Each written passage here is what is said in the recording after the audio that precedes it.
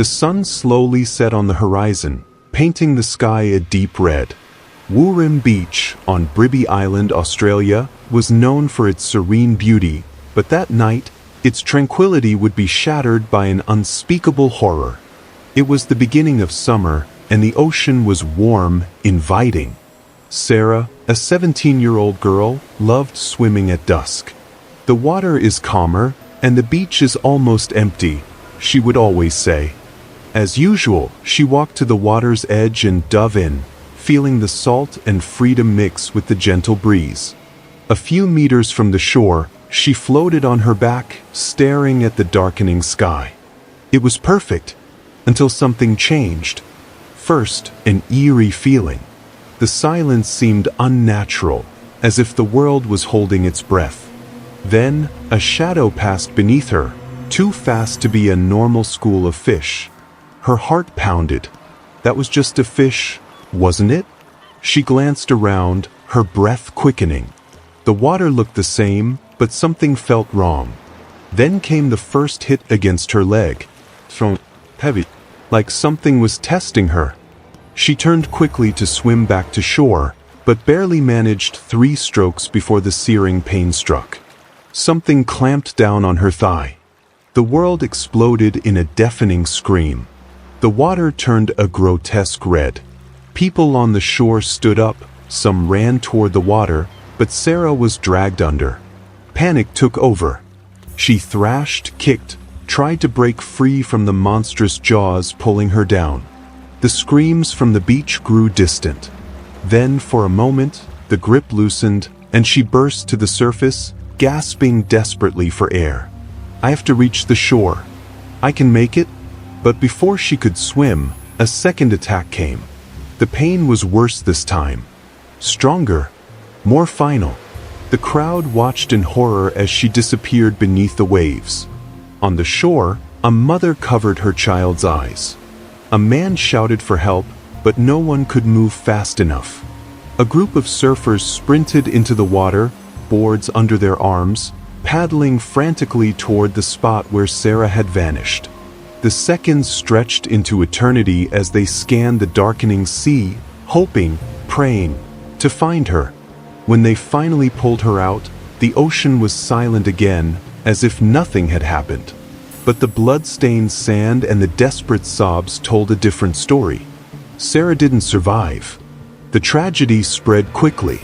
News stations covered it endlessly, and the locals were shaken. For days, the beach remained empty, the sound of waves echoing like a grim reminder of what had happened there. As the water swallowed her, Sarah felt the world fading into darkness. The salt burned her lungs. Then, nothing. The sea returns bodies, some say, but it also keeps secrets. And that night, as the tide rolled in, it swallowed Sarah forever.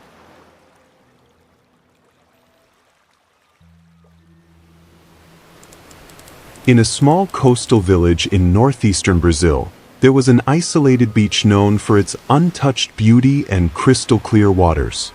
However, as the sun dipped below the horizon, the locals avoided it, whispering about an old legend that few dared to discuss openly. Decades ago, a young woman named Maria was promised in marriage to a wealthy man against her will. Desperate, she fled to the beach the night before the wedding. That night, a violent storm ravaged the coast, and Maria was never seen again. Some believed she had drowned, while others whispered that the sea had claimed her as punishment for defying tradition. Since then, stories have emerged of a ghostly woman wandering the shore at dusk. Fishermen claimed to hear soft singing carried by the wind, and some even reported seeing a woman in white walking slowly along the sand, her gaze lost in the horizon. One evening, a group of young tourists, unaware of the local tales, decided to camp on the beach. As they set up their tents, an elderly fisherman approached them with a grave expression. "You should leave before nightfall. This beach holds stories that are not meant for outsiders." The tourists chuckled, dismissing the warning as superstition. As darkness settled, they built a bonfire and exchanged ghost stories, unaware that they were about to become one themselves.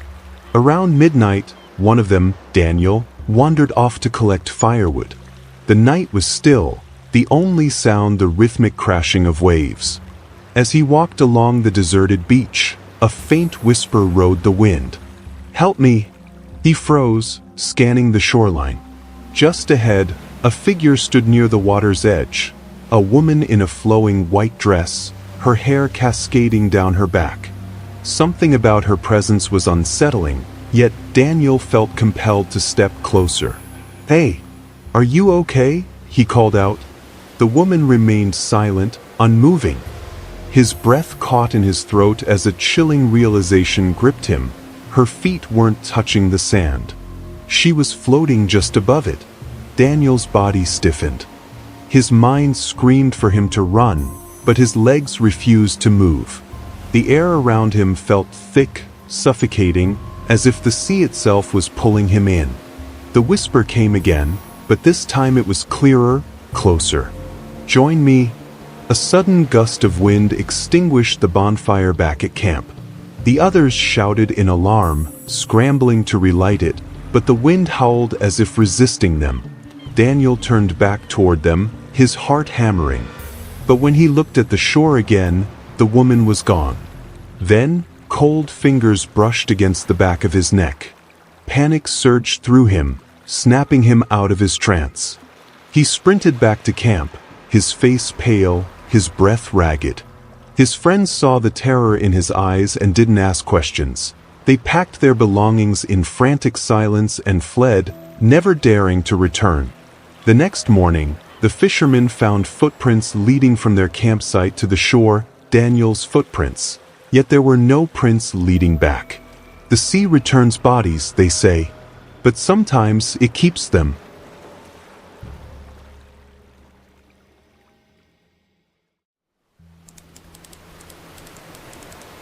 In the coastal town of Norraville, New South Wales, Australia, lies Jenny Dixon Beach, a picturesque shoreline that harbors a dark secret. Locals speak in hushed tones about the restless spirits said to wander its sands, a tale that has persisted for decades. In the 1970s, as the story goes, a young woman was hitchhiking along Wilfrid Barrett Drive, the road adjacent to the beach. She was picked up by a group of men who brutally assaulted her before leaving her for dead near the dunes. Her cries for help went unanswered, and she succumbed to her injuries, her life cut tragically short. The perpetrators were never brought to justice, and the case remains unsolved. Since that fateful night, numerous accounts have emerged of encounters with a spectral hitchhiker along the same stretch of road. Drivers report picking up a distraught young woman who pleads for assistance. She often remains silent during the ride, only to vanish without a trace upon reaching Jenny Dixon Beach. One evening, a local man named Peter was driving home along Wilfrid Barrett Drive. As he approached the bend near the beach, he noticed a figure standing by the roadside, arm extended in a plea for a ride. Slowing down, he saw a young woman with tear-streaked cheeks and disheveled hair. Compassion overrode caution, and he offered her a lift. She entered the car without a word, her eyes reflecting a deep sorrow. Peter attempted to engage her in conversation, but she remained silent, staring ahead. As they neared the beach's parking area, she finally spoke, her voice barely above a whisper. "This is where I need to get out." Peter pulled over, and as he turned to address her, he found the seat empty. A chill ran down his spine as he realized she had vanished without opening the door. His breath quickened, his hands tightening on the steering wheel as his skin turned cold. Shaken, he recounted the experience to friends, only to learn that others had encountered the same apparition under similar circumstances. A few weeks later, another driver named Karen had a nearly identical experience, except when she looked into her rearview mirror, she saw the woman's face, pale and hollow-eyed, staring at her. The moment their eyes met, the specter vanished, leaving Karen gasping for breath. The fear and cold dread in her bones lingered for days. Local authorities have received dozens of reports over the years, but no logical explanation has ever been found. Paranormal investigators have explored the area, some claiming to capture strange energy readings near the dunes where the woman was left for dead. One investigator even recorded an EVP, electronic voice phenomenon, whispering, "Help me, please." Then there was the truck driver. Late one foggy night, he was making his usual delivery route along Wilfred Barrett Drive when he spotted a figure standing in the middle of the road. Slamming the brakes, he braced for impact, but his truck passed right through her. His cab filled with the overwhelming scent of salt and decay. As he glanced in his side mirror, he saw her standing behind him, her mouth open in a silent scream. The next thing he remembered, he was waking up on the side of the road, his truck stalled, and his radio playing static. To this day, the legend of the Jenny Dixon Beach hitchhiker endures, a somber reminder of a young life taken too soon and a restless spirit seeking solace on the moonlit shores. Some say she will continue to appear until justice is finally served. Others believe she is simply a lost soul, forever searching for the help that never came.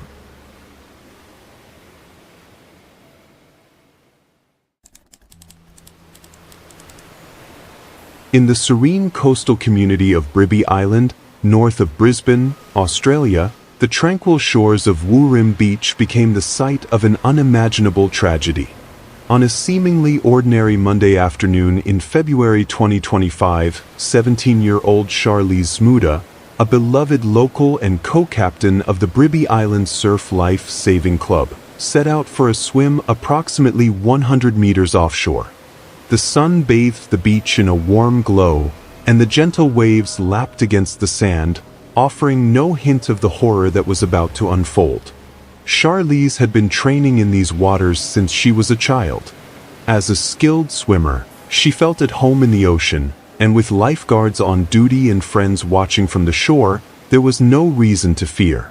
But the ocean has a way of reminding us that it belongs to no one.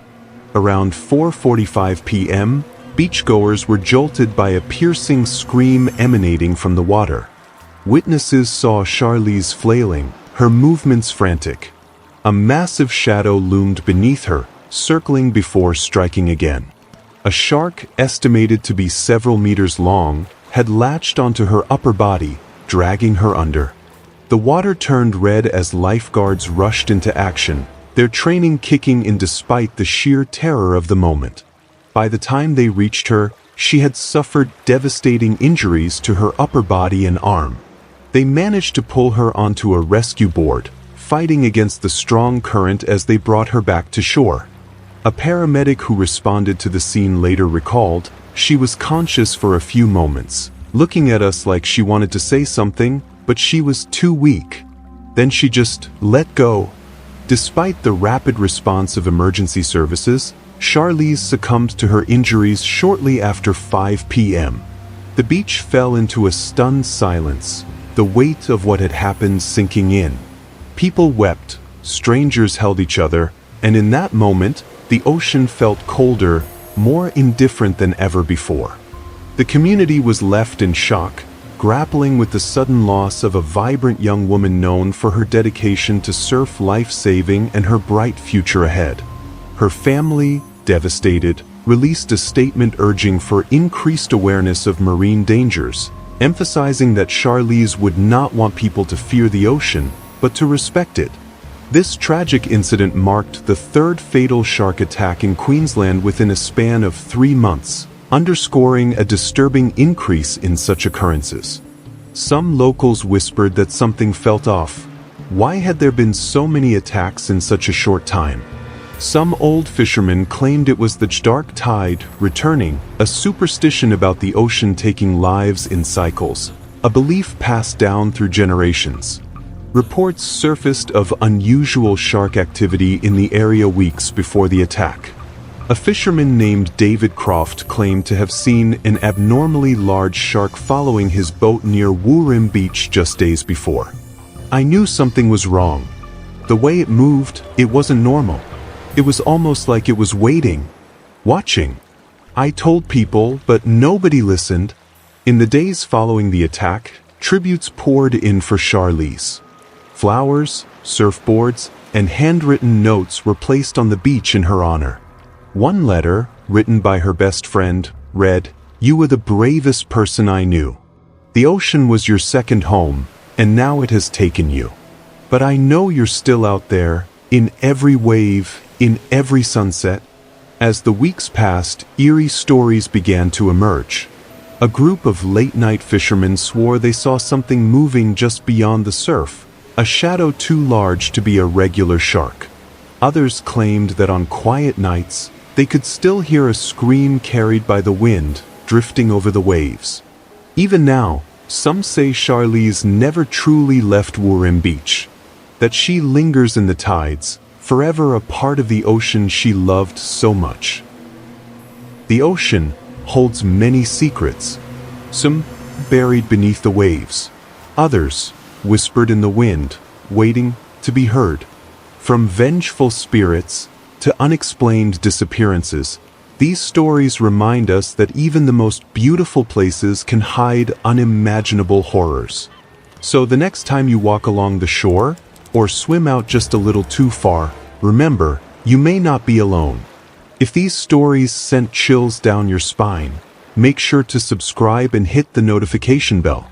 We bring you real horror stories, the kind that stay with you long after the video ends.